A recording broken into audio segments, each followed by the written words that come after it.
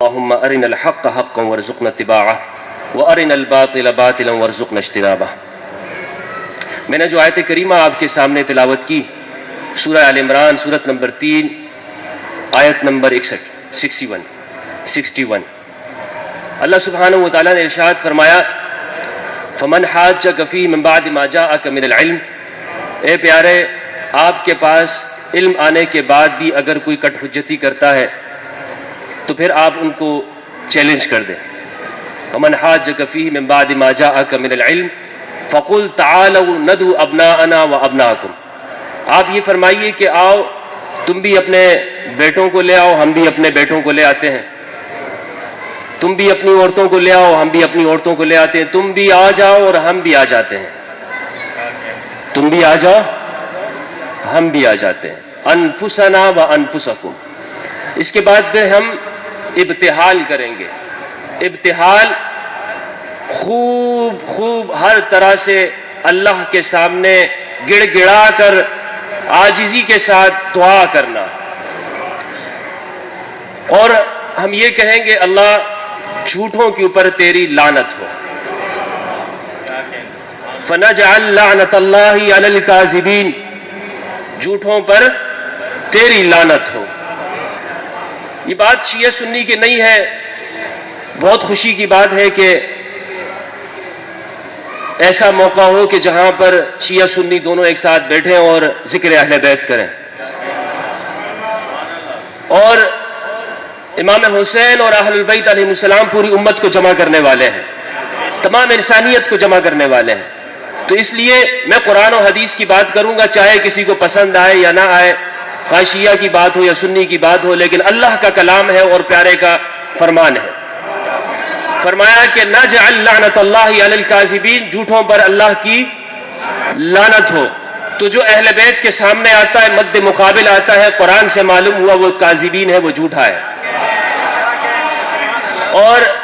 اب یہ چاہے کوئی بھی آئے، اہل بیت کے مد مقابل آ گیا۔ اہل البیت کون ہے؟ اہل سنت والجماعت کی متواتر روایات ہیں،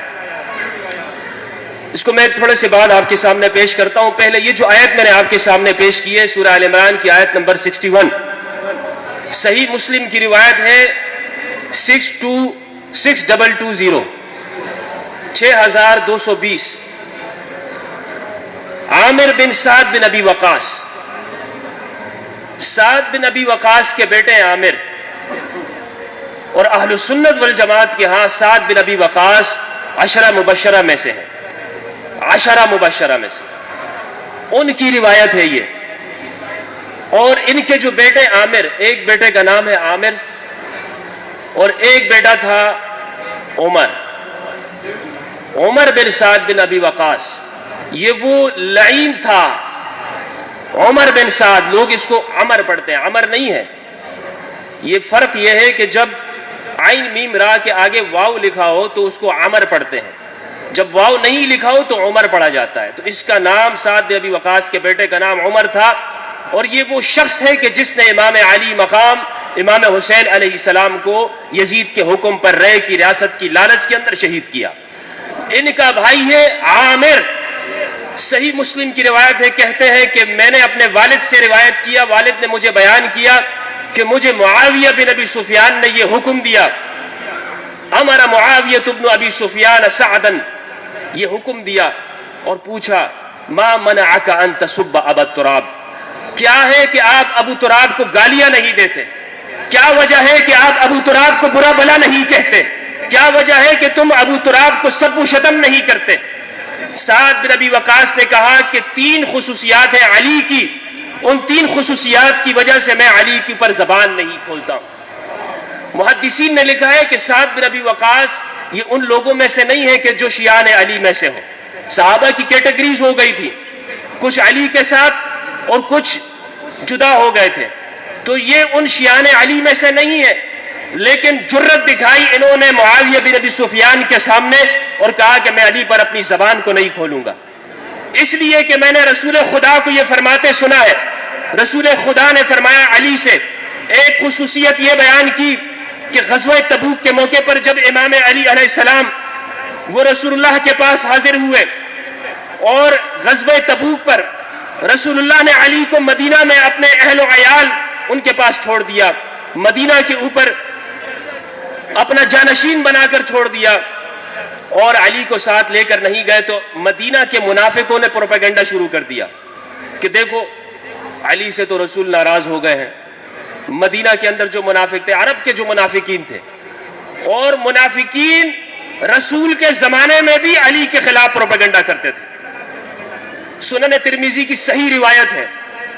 ابو سعید خدری فرماتے ہیں کہ ہم پیغمبر کے زمانے میں منافقوں کے چہرے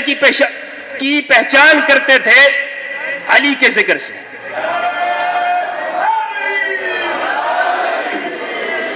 ہم یہ دیکھتے تھے کہ وہ علی کے بارے میں کیا کہتا ہے، علی کے بارے میں اس کا کیا نظریہ اور کیا عقیدہ ہے۔ براء بن عازب جلیل القدر انصاری صحابی ہیں، جلیل القدر صحابی ہیں۔ براء بن عازب فرماتے ہیں کہ ہم اپنے بچوں کی پہچان ان کے نسلی حلالی اور غیر حلالی ہونے کی پہچان ایسے کرتے تھے کہ ان کو علی کا چہرہ دکھاتے تھے۔